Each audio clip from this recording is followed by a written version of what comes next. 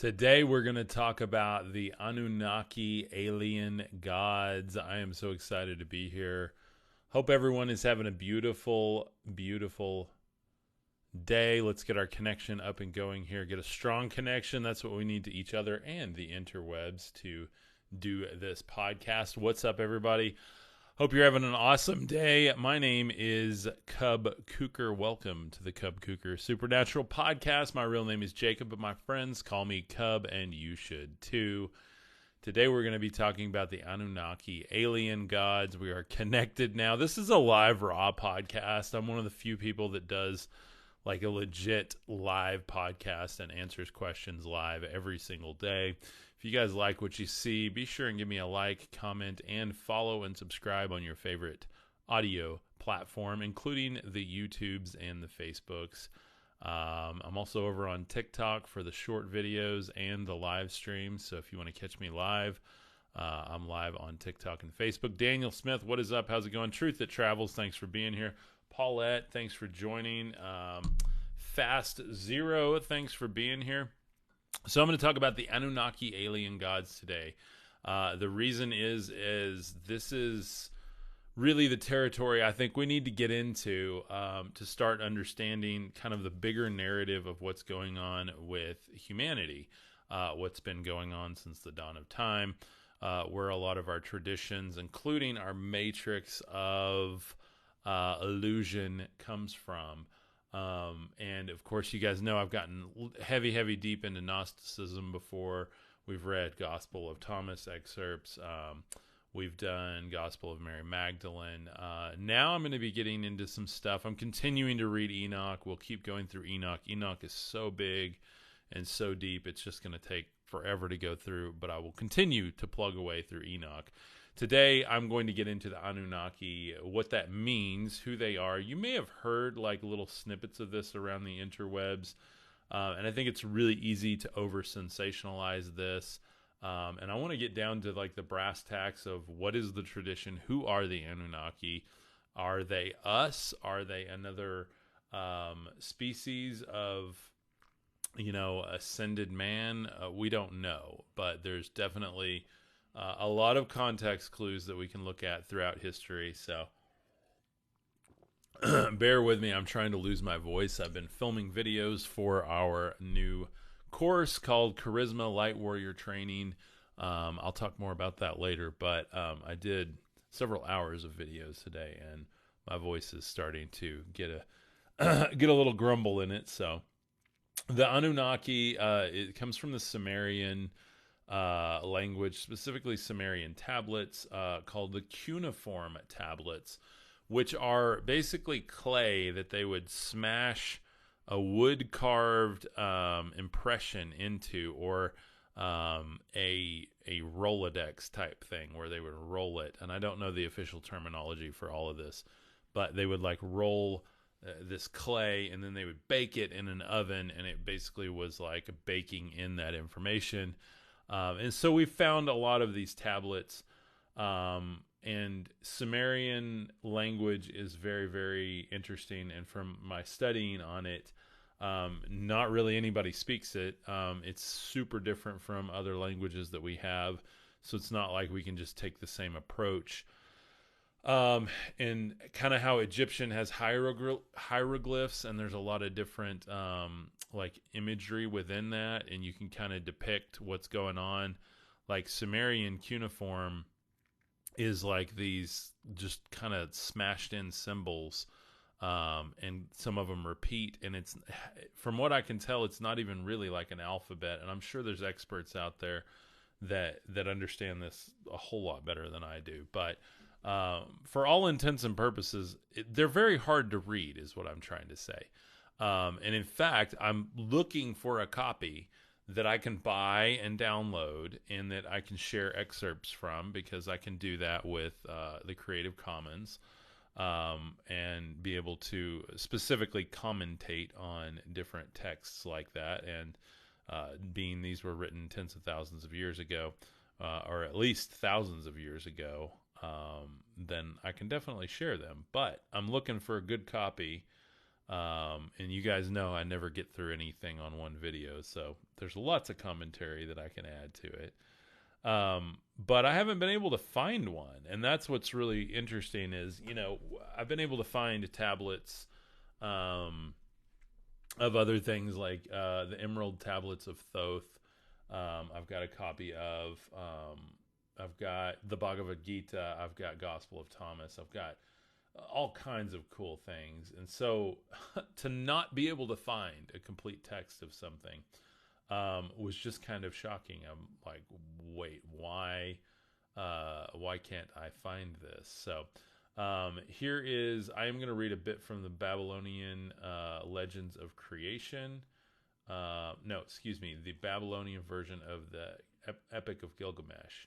I'm just going to read a bit of this just to give you guys an idea of kind of how this is laid out. This is one that's been translated that has a lot of different information in it, and I'll try to skip to the story here because even in these translations, most of them are done. They're done by scholars at different colleges and stuff like that. Like Yale has a big library. So what I'm getting at is this is some high level stuff. This is not stuff you just like go to the bookstore and grab a convenient copy right next to your Holy Bible and learn about. This is some deeper stuff. It takes, well, a pretty insane person like myself to go, yeah, let me look for that and read that. Let me read about these alien gods in these tablets that date back like, I can't remember if it's 7,000 or 10,000 years. I'm going to look at some of the Wikipedia stuff on it here in a minute, but it's just wild that we like even have this type of data still. You guys know I like data. People get aggravated that I don't cite my sources all the time. Guys, I read a million different things a day. I'm trying to put together a bigger picture, not teach a college course on one element here. So if you want someone to cite sources and stuff, great. But that ain't this channel. Nor am I saying I'm right on everything, nor am I saying I'm correct, nor am I saying I know anything. So I don't know. Honestly, I've done my job on this channel if I've sparked your interest. And if you go out and you research on your own. If you're looking for the answers in these videos, then you're going to be sorely disappointed.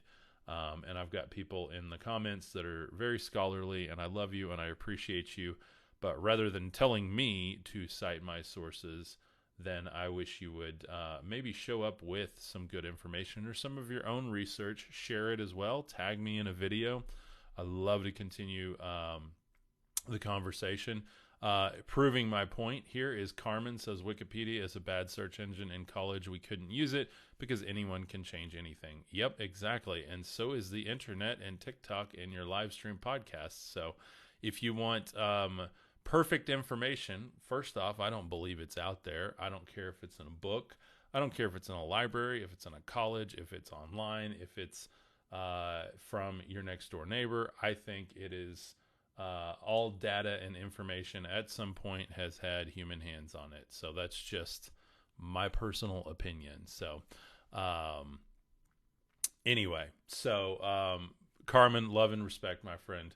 But just saying, Wikipedia is all we got out here. You know, we're on the final frontier, the next generation out here of people making content about this. Very few people making content on the Sumerian tablets or the Anunnaki. And if they do, they give you kind of the same spit out information or conspiracy theories. And I don't like to approach stuff that way. So I'm going to give you what I'm reading. That's why I like to read from actual texts. I think that's the best thing we can do, at least get a translated text. That doesn't guarantee that all the data is correct or accurate or whatever. I'm not saying that does, but I do think that, you know, from my kind of pragmatic research point of view, I try to approach this in a way that's fair and balanced.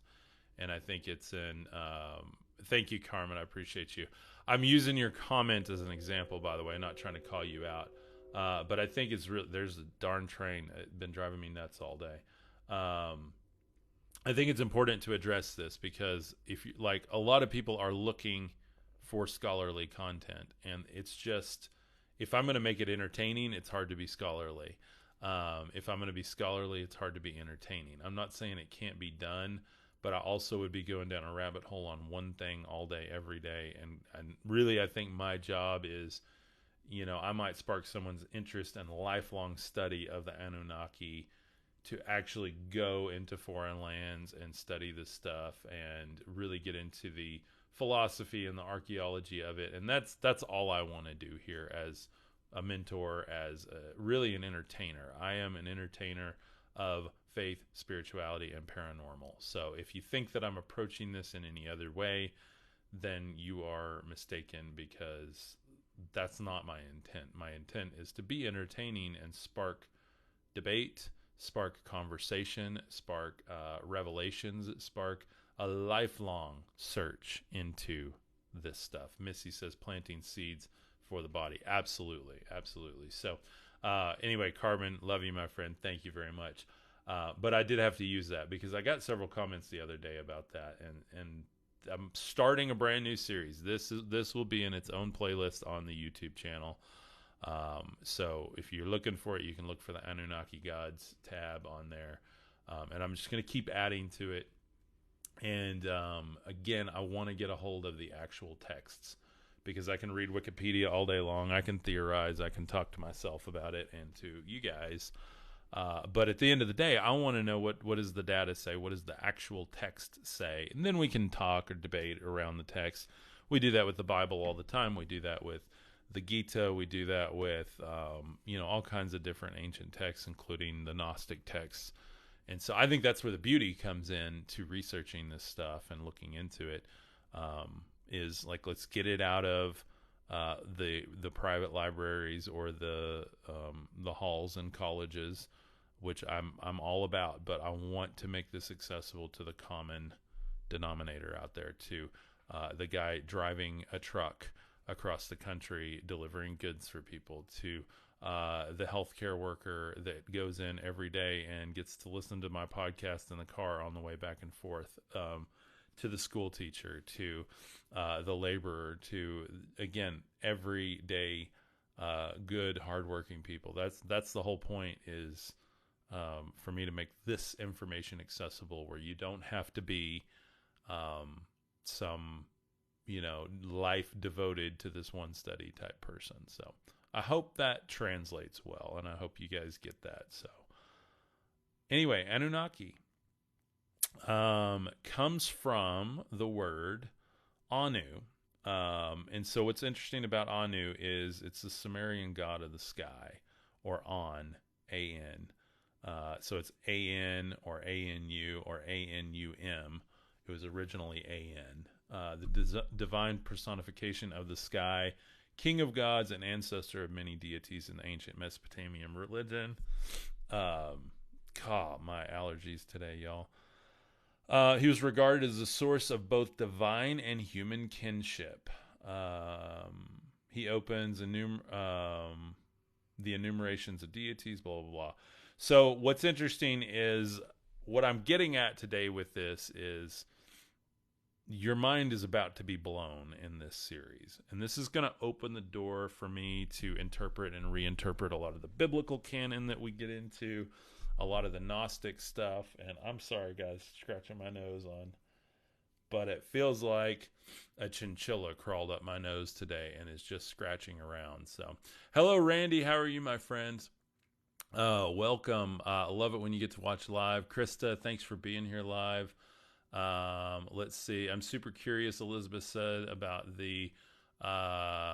their chosen people. Yeah, we're going to talk about that. So even with the Anunnaki, like, you see factions and kind of like sides being formed, and what I wanted to liken this whole epic tale mythology to is it's like a galactic family feud episode. Like, you've got Enki, you've got Enlil, you've got Anu, you've got the rest of the pantheon that kind of trickles down from them. And so it's Anu, Enlil, Enki, Ninhurashag, Nana, Utu, which is UTU, and then Inanna, which is INANNA. INANNA. See, this stuff is hard to say anyway. And then to just get into it and actually understand it is a whole nother level. And that's really what I want to try to do with this. Because what is going to blow your mind is the fact that these tablets and these writings and these stories are from way, way, way back. And what we are exploring in this is very pre-biblical type things going on. And remember, like, even within the biblical canon, all of these places are playing out. We have Samaria, we have Babylon, we have like literally the cradle of civilization type places that these are coming out of. Cana, the Canaanites, all of these are significant to understanding this. Now, it is easy when we kind of start going through this to go, great question, Saul. I'm going to answer that in just a second. It is easy when we're going through this to go, oh yeah, that's the good side and that's the bad side. What we have to remind ourselves is this is a whole family. This is a battle going on for humanity. And that very possibly with an open mind, our understanding of what the gods or God or any type of maker deity on this planet is, by all intents and purposes, a celestial race of higher ascended beings with much greater technology, consciousness, and even genetic alterations or upgrades or whatever, where they can really wield the higher dimensional existence over us, that we are stuck in a 3D matrix. They fully live in a 5D or higher matrix. So again, just my opinion on all of this. So Saul asks, is Yahweh Inky? And that's what I'm trying to figure out. That is one point of this study as we go through this. Great question, Revolver. I'll answer that in a second too. But I want to figure out, who are these ancient gods? Because like all the other gods that we have, that we've talked about in different pantheons, they all kind of boil down to, at least from a mythological standpoint, boil down to this celestial family that came to Earth, found what was here, found the creation or the evolution that was here, and started altering it, and then created what is called Eden. And in fact, in the Sumerian mythology, it's Edin, Edin, and then in the Bible we have Eden. And the Bible came much later, and even that mythology, as it would have been told in Bible times, would have been much later than the original creation myth of the Anunnaki from the Sumerian writings. So this is wild, guys. It's really wild. And that's another good question. Janice asks, what's the point? You know, are they just watching us? That's what I would love to know. Like, what is the point? Like, why are we here? Were we just made to be their worker bees, basically, and give more power to their kingdom? Who was Jesus in all of this? Who is Buddha in all of this? Who is Krishna in all of this? Where do we get all of this stuff? And, you know, you boil it all back down to like this original celestial family that came and started doing genetic manipulations and alterations on humanity. And then you have things like the Book of Enoch, and you understand the Watchers doing the same thing. And then you go, well, wait, the Watchers are these sons of God, what we would call demigods, or gods even, are these higher ascended beings that are in their own war, their own battle, their own whatever, and we are collateral whatever of that. So really interesting. And in fact, I really like Billy Carson. He's done a lot on the Gaia channel. His channel is number 4 Bidden Knowledge. Billy Carson, Dr. Billy Carson is his name. It's fantastic. And he's doing an episode today. I've been planning on doing this, and one of his episodes was kind of a Q&A on the Anunnaki. If you want to learn a lot more, someone that's very scholarly about it, in my opinion, go check him out. I'm not affiliated with him. I just really like the guy. And he sparked my thought on, you know, what's my angle on this? What can I learn here? If you guys think that I come at you all the time because Cub is so smart or enlightened, you are mistaken, because I'm literally learning publicly. I get to do this full time and learn publicly, so which is really really cool. So let's see. Okay, well, lots and lots of comments. God bless you guys. I love y'all. Thank you for that. Let's see. Open your chakras. Someone says absolutely. Somebody said Casey said Zachariah Sitchin. Yeah, absolutely. Zachariah Sitchin is fantastic. He's got a ton of books on this, and I've read clips of those books. I'm going to start listening to them and actually do every book on audio and really try to understand what he was saying and what his research was. I just feel like this is the next kind of part of the picture that we're trying to put together here. I've had a lot of inspirations and downloads and revelations on this stuff, and then I find out that somebody, years and years ago had their own downloads and thoughts on this, and it's just weird that there's other, like, I'm having these revelations and there's other people out there having them too, and I'm like, okay, there's something to this. I got to keep going down the rabbit hole. Janice says, how do I get to do this full time? Janice, it's for good people like you. We've got our supporter community, our Mythos community. We got a ton of you guys in here today. We've got Melissa, we've got Annie, we've got Missy, we've got who else did we have? We got a lot of people, bunch more up here. KL, yeah, we've got lots of Mythos members in here today. Mythos is $9 a month.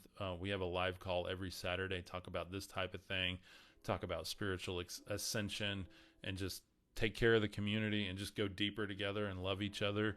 And then I've got a course now that I just launched called Charisma Light Warrior Academy.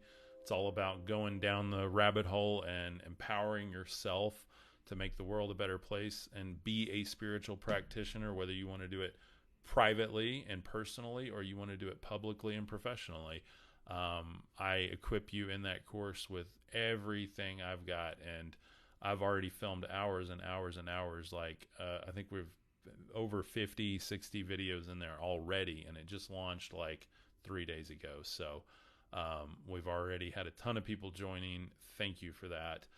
If you join Charisma, you get Mythos for free. You get everything I have. All of my training products, as well as my community products, are all included in that. So that's how I get to do it, Janice. Thank you for your support. I try not to market too much.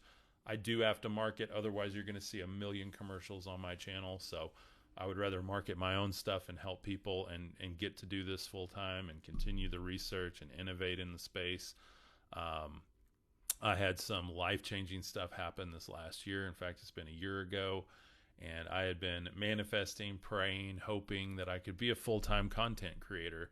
I had just been approaching it all wrong, trying to help people with the wrong things, when I feel like I was being called by a higher power to have these conversations publicly, to go down the rabbit holes, to entertain in the way that only I can. And when I finally literally lost everything a year ago, I went, okay, now's my time. All right, God, here we go. I'm going to do it, and you got to show up with the resources. And then come to find out, he just poured blessing upon blessing on it.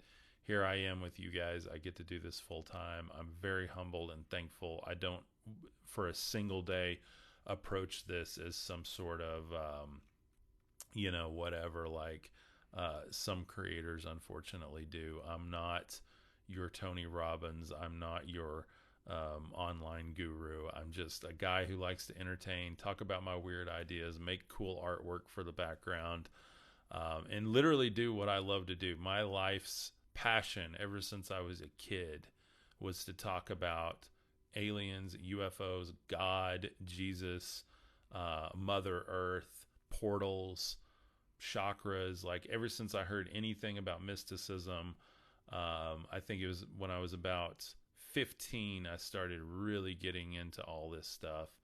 And I always got to work in creative industries and like pour myself into that, but I was never like really fulfilled. I always did like lighting design, set design, artwork, stuff like that, which is great, but I didn't get to go there spiritually the way I wanted to. And now I get to do all of that for this, and the plans we have for this, from building a studio and a network and partnerships with other people. is going to be incredible. So I don't want to build anything like has already been done. You've got things out there like Gaia Network, which is fantastic. You've got other platforms and programs which are fantastic, but I think I have a very unique spin on like all of this, and I really want to get into it. Cryptids, yeah, absolutely, man, absolutely, Randy. It's funny, my brother Melissa. Thank you for the stars, by the way. God bless you. You guys follow Melissa's lead. The stars help push this out to the algorithm. Thank you. No matter what platform you're on, if you can give stars, hats, mustaches, hearts, whatever you can do, it pushes the algorithms and helps me so much. So God bless you guys for that. And I get directly benefited with my mission for that. So thank you. But yeah, Randy, great question. My brother growing up was the one that was into like cryptozoology and like chupacabras and Nessie and all of that stuff. And it was interesting. I always thought at the time, I'm like, oh, he's so goofy, he's so out there. And I thought I was the one that was like, I'm going to go and I'm going to get the best job. I'm going to work in the creative industry. And I was always more religious at the time. And then, it's almost opposite now. I don't want to speak on my brother's behalf at all. But it is interesting that I'm into all of the weird stuff now, but I see it as a part of a bigger picture, like all God's creation type thing. I just want to understand more of his creation, and then how, when, and if it was manipulated throughout our history. So Saul says, I think Enki is Yahweh, and Enlil is Elohim. Yeah, or El Elyon, absolutely. Or Theos, as Jesus said in the Greek. One wants to destroy humanity and one doesn't. That's exactly what I think, Saul. And I want to find out if there's actually connections in the text. I believe there are, from everything I've heard, from the Garden of Eden construct, which was actually a genetic farm, essentially, to keep breeding humans and altering them until they ended up with the race that they wanted, which is all of us, by the way, no matter what race you're actually a part of. It's literally all of humanity, everyone within the 3D construct. They took an entity that was here that, and Billy Carson talks more about this, that was like this upright human, larger cranium, much bigger brain, probably a lot higher consciousness, more third eye activity, directly in the image of, like a creator, more of like an energetic creation that was basically wearing your light being on your sleeve type thing. That they started manipulating that until they brought the vibration and the genetics down low enough where it would be able to be controlled and literally work to run the machine of the construct. And that is, in a nutshell, every movie you've ever seen, from The Matrix to, even some of the old school cartoons have these types of themes. So with that said, again, I'm not here saying this is this and that is that, but I want to explore like what if any of these characters connect to other characters within other mythologies or sacred texts that we have, to try to look at what that really means. So let's see. Stop calling them gods. Someone says it was a mistranslation from the word creator. Yeah, Alex, great point. I don't really like the term gods. I use it for clickability. That's honestly, I can use other words, but they don't get searched, and people are searching for Anunnaki creator gods. And so that's why I use the word God. God, great old dragon. By the way, the word dragon was used in conjunction, or either mistranslated or used in conjunction, for shining one. And so shining ones would come from the heavens, the star children. Even Anu is the sky god. Anunnaki, translated, means ones from the sky. But it also means there's more to it, which is really interesting if I can find it. I've got too many tabs open, just like I do in my brain. So Anunnaki, god of the air. And so as we look into that, and we look at and this is to Saul's point here. So we have Enki and Enlil And there's a lot of them on this page. The oldest of the Anunnaki was Enlil. So Enlil, later known as Elil, interesting Elil, El Elyon, is an ancient Mesopotamian god associated with wind, air, earth, and storms. He first attested as the chief deity of the Sumerian pantheon, but he was later worshipped by the Akkadians, Babylonians, Assyrians, and Hurrians. Now, here's what's interesting about that, because I have, as I've been learning this, understood that Enki is Yahweh, and Enlil is like El is the Father, the Theos that Jesus talks about. He's like the actual physical or 5D or 12D or whatever you want to call it manifestation of the source, the Brahman, the source code energy that runs through all of us, which is inherently God experiencing all of us at once, all the time, everything in creation. So Randy says the dragon is Satan in Revelation. Yes, absolutely. And Randy too, and I'll share this with you, Randy. In Revelation, the description for the beast that comes up is literally the exact as the description of Yahweh in the Old Testament. And that's just another context clue. And Randy, I'd be happy to share with you my PDF. I've got a PDF that shows dozens and dozens. Joshua has like three, I think he said 600 last time, 600 verses that connect to each other that essentially prove that Yahweh is the Satan, the beast that is talked about, and that Jesus is the light. He's the enlightened one bringing light to the world, or what you guys would commonly refer to as Lucifer.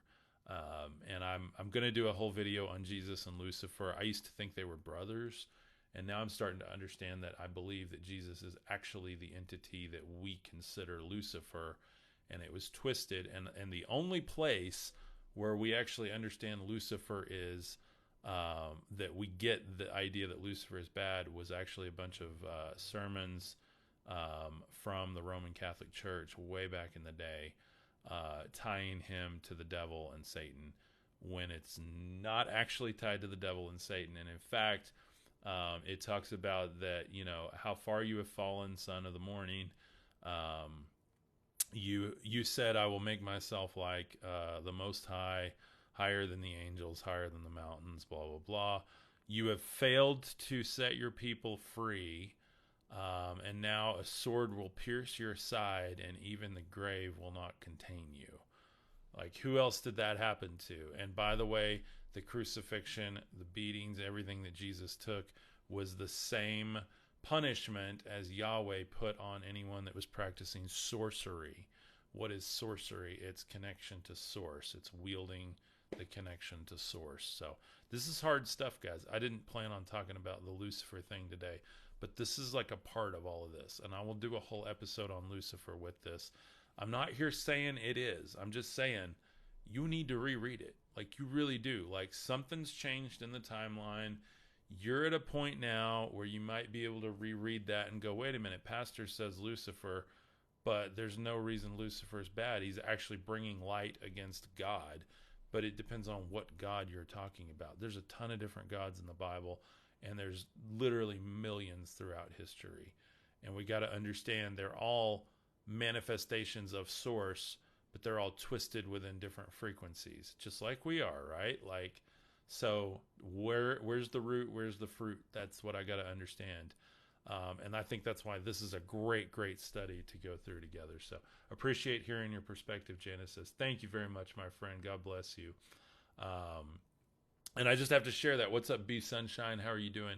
I have to share that because it's like, it's mind-blowing.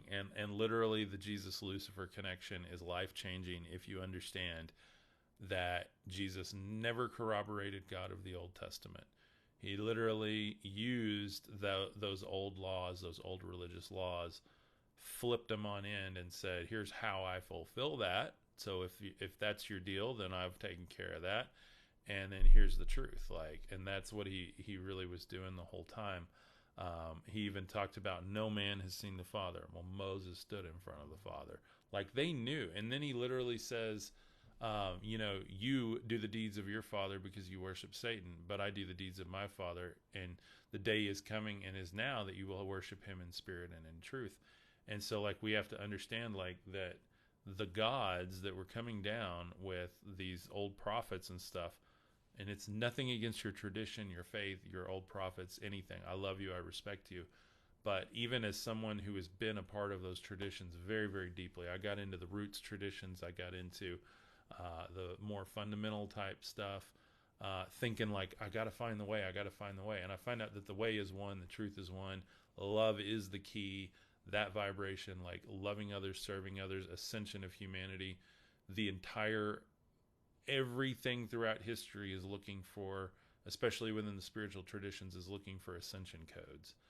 And Jesus came, Buddha came, Krishna came, gave us the ascension codes. And we got all these other beings from the stars that are trying to manipulate us. Not all of them are trying to manipulate us. As we see here, it's literally a family feud over humanity. CB asks, am I Gnostic? Yeah, I'm very Gnostic in my beliefs. That's just me personally. Not all of Gnostic stuff, too. I really don't identify with anything purely because I kind of hold different beliefs in a lot of different corners. Because, again, I'm trying to build a bigger picture with a deeper understanding rather than a deeper understanding of one thing and a smaller picture. I think open mind, open heart takes me into better places, more fruit, more joy, just to go, hey, I don't know. There's a lot of cool mysteries to figure out, and I get to be a part of it. So, LaRue, what is up? How are you doing? Amnir says, same. Yes, absolutely. Always questioning, Janice says, yes, awesome, thanks. What verse is Star of the Morning? A sword will pierce your side. I think I've got it saved over here on my pages. Yeah, let's do it. Let's talk about the Lucifer thing because, you guys know I don't hold back. I literally was like, I'm going to do that this week. And then I'm like, no, I'll do that and I'll collab with somebody on that. And I was like, no, I won't bring that out yet. But here it is. So just wait for this. This will open up. Okay, here's both verses, big verses. And then you guys can go through, watch my Yaldabaoth videos. I'm going to redo the Yaldabaoth series in the form of this series because we're going to kind of look at a bit of the Gnosticism, a bit of the Demiurge, a bit of Yaldabaoth, like around this tradition, and understand that serpents, too, in spiritual tradition are interchangeable for shining ones. The shining ones are the ones from heaven, the enlightened ones. But they can also be potentially bad entities, like maybe, possibly, the god of this world type thing that we hear about within the biblical canon. So, the other thing, just before I read this verse, I want you guys to know how I approach spirituality, how I approach my faith. And this is not to mean that you have to. This is just how I do. Let's see, Jonathan, great question. I'm going to read these verses and then you make the decision. I believe so that they are the same entity, but I'm going to read the verses for you. You can make your own decision. I'm not here to tell anyone how to believe, and that plays into my point. I approach all of this A, with an I don't know mentality, but a B, I don't have to know. I don't need truth written on a page to tell me what's truth. What the authentic reality is. I don't need it. And by the way, how do I define truth? Truth is love. Anything done out of fear, anger, whatever, self-interest is not truth. Anything done out of love, peace, and just a deep knowing that God is within you, and that you can love others. And by the way, I did not have that understanding until after 2020. It took me going through that. I got very, very ill. Thought I was going to die from the beer virus, and then something with that changed my perspective on everything. I kind of woke up into this brand new understanding. It was like a literal transformation. Before all of that, even before 2020, I told God, Source, Creator, I'll give all of this up. I just want to know the authentic reality. I want to know who you really are. I want to know what all of this really is, and I don't care what tradition or faith or whatever it's found in. I just need to know. it's important for me to understand it, or at least start to scratch the surface of understanding who you authentically are, who I've been praying to my whole life, who's been rescuing me out of every crappy situation I've ever put myself in, or that others have put me in, who has forgiven me and loved me through every dumb decision, every self-loathing thought. It was very important for me to find that, and that's where this comes out of. It's not that I think I know better than anyone. I just am willing to look under the rock that other people aren't willing to look under. So, with that said, Jonathan says that's another approach I've heard from Morgan. I don't know who Morgan is, but if you guys know people you want me to collab with, by the way, like connect us on a chat, messenger, connect us, like tag me in their videos and them in my videos, whatever you can do, get us to be aware of each other, because I spend a lot of time making content and not as much as I could consuming it. So David says, how does Muhammad in the cave with Michael fit into your view? Really good question, and I would love to bring someone that understands Muhammad. I have read some of those sacred texts, not near enough. It's on my list. And I love the way that like Jesus is interpreted in the Quran. I think it's beautiful.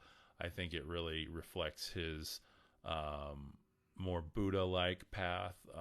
So I think that's really interesting.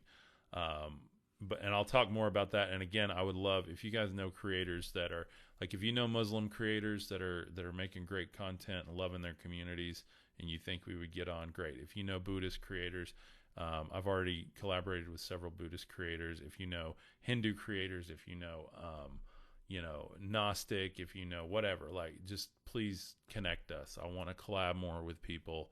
I like to expand my idea about things. So I'm going to read this verse and then I'm going to sign off because I got date night tonight. So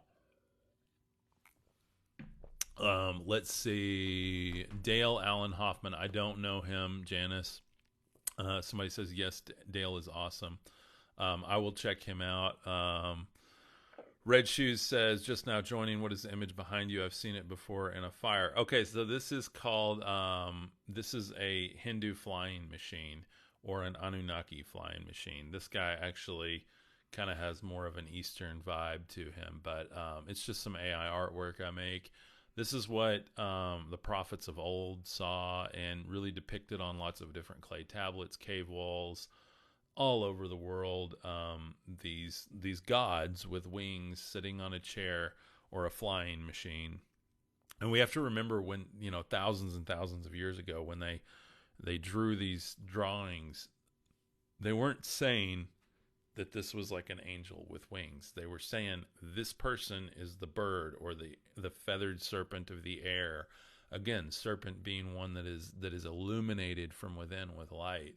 He's saying they're flying, or they or she or whoever wrote it are saying they're flying. So, okay, thank you, Jonathan. Jonathan says I sent you one of his videos. Thank you very much. Yeah, you guys connect that way too. So, please, thank you very much for that. Because that's the only way we can grow this. I can deepen my understanding and bring value to you guys. More collaborations. So, all right, you guys ready for the Jesus and Lucifer thing? Like, if you want to have a normal, relaxing evening, click off this video now. If you want to challenge yourself and wrestle with this in the shower in the morning and go, oh, what does that mean? Then keep listening, because this will blow your mind. And I can't believe more people aren't talking about it. Isaiah 14:12 says, how you have fallen from heaven, shining one, son of the dawn. Remember that word shining one and serpent can all kind of go together. And I've talked about the serpent in Garden of Eden being an archetype for Christ as well. So how you have fallen from heaven, shining one, son of the dawn. You are cut down to the ground, who laid low the nations. You said in your heart, I will ascend to heaven. I will exalt my throne above the stars of God. I will sit on the mountain of assembly in the far north. I will ascend above the heights of the clouds. I will make myself like the Most High. Yet you shall be brought down to Sheol, to the depths of the pit. Those who see you will stare at you. They will ponder you, saying, is this the man who made the earth to tremble, who shook kingdoms? who made the world like a wilderness and overthrew its cities and didn't release his prisoners to their home. All the kings of the nations sleep in glory, everyone in his own house. But you have cast away from your tomb. You are cast away from your tomb like an abominable branch, clothed with the slain, who are thrust through with the sword, who go down to the stones of the pit like a dead body trodden underfoot. You will not join them in burial because you have destroyed your land. You have killed your people. The offspring of evildoers will be named forever. Okay, why is this important? In Isaiah is like channeling these judgments and prophecies from Yahweh. We have to remember that. So, again, I'm not against anyone's tradition or faith here. This is just, think about it. Like, we got to ask ourselves, what's the actual narrative going on? And so this talks about the one fallen from heaven, the shining one, son of the dawn. Again, we understand shining one and serpents being very, very similar. And I've talked about how Garden of Eden, now especially that we're getting into the Sumerian tablets, it's really, really questioning my, like, wait a minute, Eden, Eden, and then the Anunnaki, we see their genetic manipulation that they create Adam, which means first man, and then in Genesis we have Adam, which means first man. Why do we have a tablet series and stories that are tens of thousands of years old? And I'll find out the exact dates on these too, but you guys can go look it up. And it just, this is mind-blowing, and this requires our questioning. We should question our own faith. We should question our understanding. We should reread things and try to dig deeper, and don't just buy what's on the shelf given to us. So and Randy, great point, because Satan transforms into an angel of light. I've got another verse in here, and I'll share with the class later, where it talks about Yahweh is cloaked in light and that he can take it on and off. Like, it literally says that he can take it on and off, and that he dwells in darkness, but he can clothe himself in light. So, and then we have like the verse in the New Testament that talks about even Satan masquerades as an angel of light. Like, that literally makes perfect sense now if the judgment of Yahweh is coming on Jesus, and that Lucifer is being judged by Yahweh.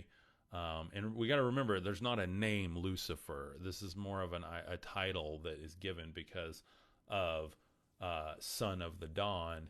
When you look at that in the Latin, it's Lucifer. So that's where we get that. And then you got a sermon coming out of, I think it was the Roman Catholic Church, way back in the ages, where it was like, Lucifer was kind of a title, and then it was given as the name. So we just have to think about it, like, just think about it logically and go, where does that actually come from? It requires a lot of wrestling with our own understanding here. So, but Jesus, I will ascend into heaven. Like, that connects to Jesus too.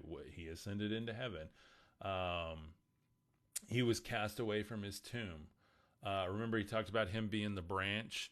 Remember, like, the cornerstone that the builders rejected. Like, all of those things tie together, like context clues. We have to take context clues. Clothed with the slain. He was literally crucified there with criminals, with others slain. You are thrust through with the sword, and then that word sword there, depending on which translation, it's sword or spear or dagger, depending on what translation you look at. And we know Jesus was with the spear. So you go down to the stones of the pit. Sheol, we know that he descended first before he ascended. We also know that they were looking for someone to literally set prisoners free, set captives free, to overthrow Rome. And he, this is like a judgment saying, oh, you didn't do that. So you guys see where I'm going here? Like, context clues. Really, really look at this. Now, I'm going to read John 8:11 through 23, which will blow your mind again in how closely it ties to this. And you'll go, wait a minute. By the way, the man who made the earth tremble, what happened when he was crucified? The earth shook. The earth trembled. There was a major earthquake. The veil was torn between man and God again. Like, deep, deep stuff, guys. This goes so much deeper than you've been told, I believe. So that's what I'm here to just open that can of worms and have that conversation. So Janice says, right, a massive earthquake. Absolutely. So John 8:11 through 23. Wait, here you go, guys. Jesus said, neither do I condemn you. Go your way. From now on, sin no more. Again, therefore, Jesus spoke to them, saying, I am the light of the world. The light. There's the light. There's the light word again that he uses. There's the shining one, the son of dawn. Lucifer means light bearer. It's all there. It's all there, guys. It's so obvious if you're willing to read it and suspend your disbelief from the construct that we've been sold. And if you were to just pick all of this up as a mythology and try to understand it, you might actually come to this conclusion. But because you go into a system of programming, because I grew up in church, I grew up in the evangelical West Texas,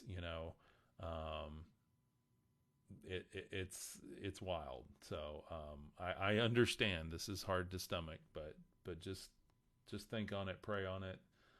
Even if you're have a sick at the stomach reaction to this episode, just walk with me on it for a minute. Jesus says, I am the light of the world. And then whoever follows me will not walk in darkness, but will have the light of life. The Pharisees therefore said to him, you testify about yourself. Your testimony is not valid. And that's really interesting too, because the accusation against this Lucifer character from Yahweh is that he's testifying about himself. You said, I will do this. You said, I will do that.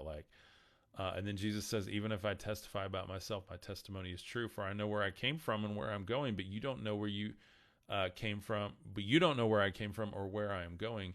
You judge according to the flesh. I judge no one. By the way, God in the Old Testament, Yahweh was the God of flesh. And then it says, even if I do judge, my judgment is true, for I am not alone, but I am of the Father who sent me. Again, we don't, for all intents and purposes, know who his Father is. And that is probably one of the most interesting things here. The theory that he's talking about a divine celestial Father in spirit and in truth is the one that I really buy into, because it's more of that monad in Gnosticism, the Brahman in the Hindu, the source in Buddhism, or the universe in New Ageism, and for me, that's who I really think he was talking about. But he talks about, I'm going to the Father. Even if I do judge, my judgment is true. I'm not alone.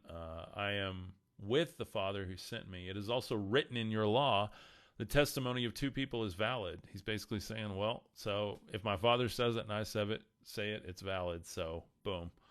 And then he goes on and says, I am one who testifies about myself, and the Father who sent me testifies about me. They said, therefore, to him, where is your Father? Jesus answered, you know neither me nor my Father. If you knew me, you would know my Father also. Jesus spoke these words in the treasury as he taught in the temple, yet no one arrested him, because this hour had not yet come. Jesus said, therefore, again to them, I am going away, and you will seek me, and you will die in your sins. Where I go, you cannot come. The Jews therefore said, will he kill himself, because he says, where I am going, you cannot come. He said to them, I am from above, you are from below. You are of this world, I am not of this world. I said, therefore, to you, that you will die in your sins unless you believe that I am he who sent you. And I'm going to go ahead and continue in John 8:11, because it cut off and didn't paste all in there, because one of my points is continuing. There's Bible Gateway. Sorry, live podcast, y'all. Okay, full chapter.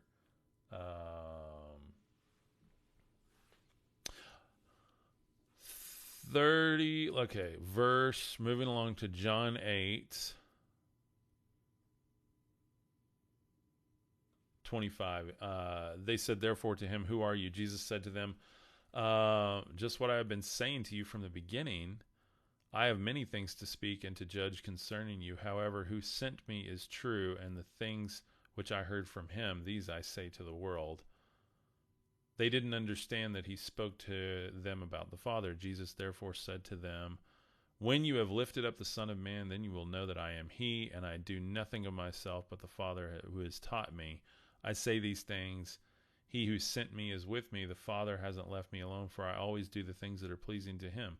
As he spoke these things, many believed him. Jesus said, therefore, to those Jews who had believed him, if you remain in my word, then you are truly my disciples. You will know the truth, and the truth will make you free. He was referencing Psalms. Now, if we actually go and read Psalms is hard because a lot of times it's talking about Yahweh, and he kind of uses some of that stuff and flips the coin, in my understanding. So they answered him, we are Abraham's offspring and have never been in bondage to anyone. How do you say you will be made free? Jesus answered them, most certainly I tell you, everyone who commits sin is a bondservant of sin. A bondservant doesn't live in the house forever. A son remains forever. If therefore the Son makes you free, you will be free indeed. I know that you are Abraham's offspring, yet you seek to kill me because my words have no place in you. I say these things which I have seen with my Father, and you do also the things which you have seen with your father. So he's separating them right there, saying, we are not talking about the same thing.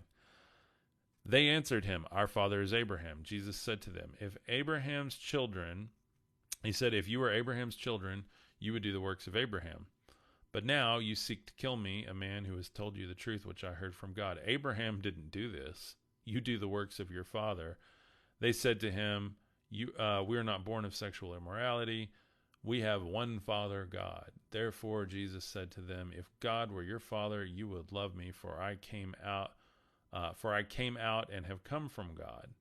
For I haven't come of myself, but he who sent me. Why don't you understand my speech? Because you can't hear my words?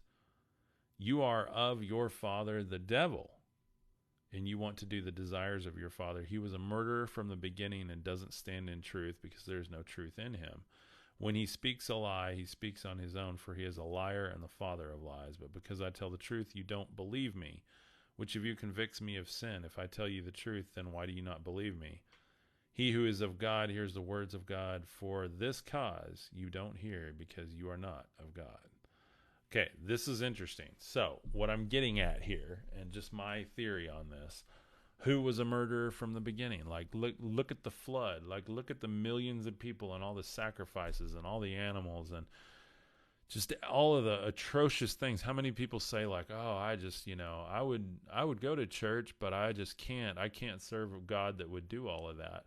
And I think my answer to that is, well, I think we've all been deceived a bit.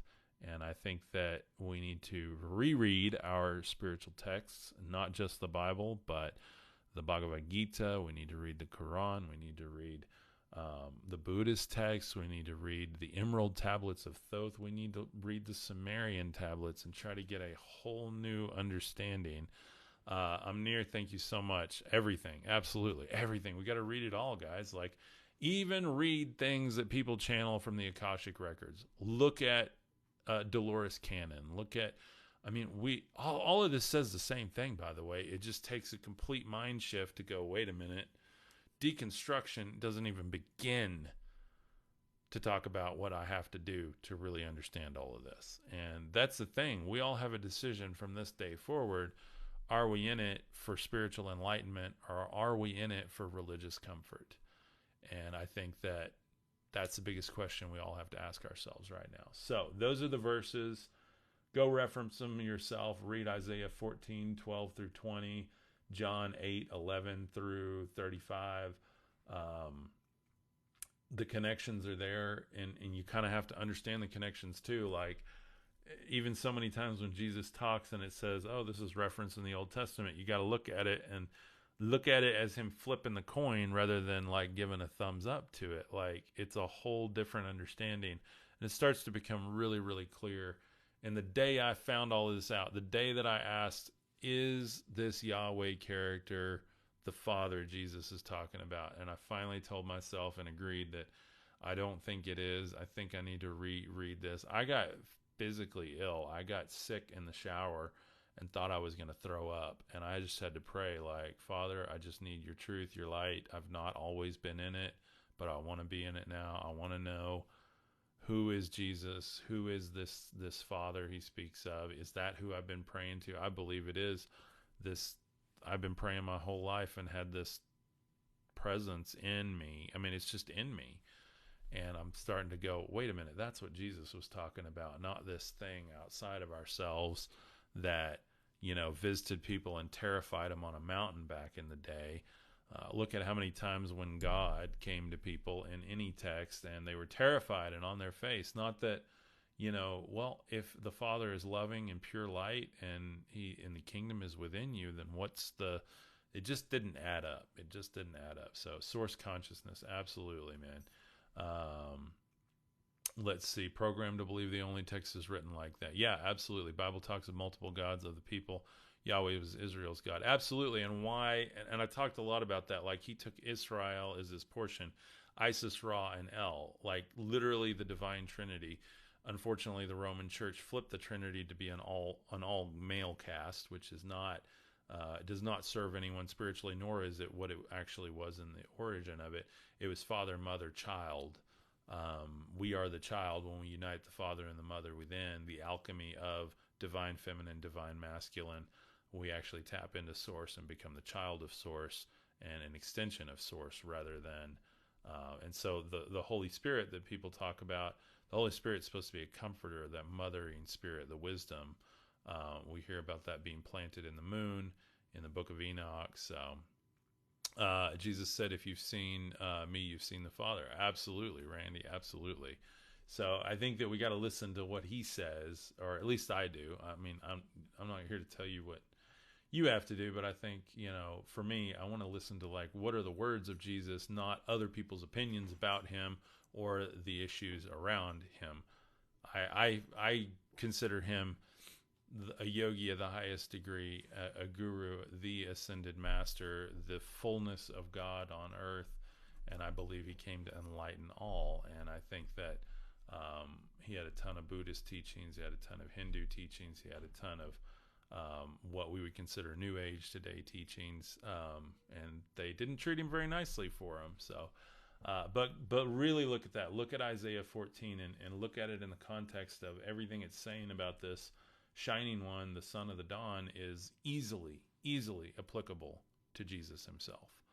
And why haven't we seen it? I don't know. I don't know why I haven't seen it. Well, because I didn't really care to look for it. I just wanted to be righteous, saved, going to heaven, and live a good life that I felt good about. But when you're willing to get outside that comfort zone and all that matters to you is love, then you start to go, I'm willing to be uncomfortable, and I'm willing to deconstruct, and I'm willing to look on the other side of the rock so that I can find a deeper peace, a deeper understanding, and actually try to help people in the world rather than just sit on my own throne and hope that as soon as I'm unalived, I go to, this kingdom of heaven, rather than the kingdom is what I'm making it now, right now. And what if we are reincarnated like every tradition says, other than just a handful of them?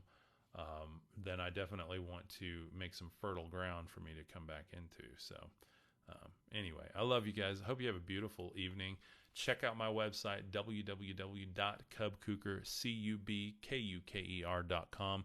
It will forward you to Stan Store, STAN.STORE/Cub Kuker. That's the only URLs. If you're in my Stan Store, then you can go, you can join the Mythos group if you just want to be a part of the community and support me at $9 a month. If you want to get in as an early adopter of the Charisma Light Warrior training platform, it's a whole academy. Go check it out.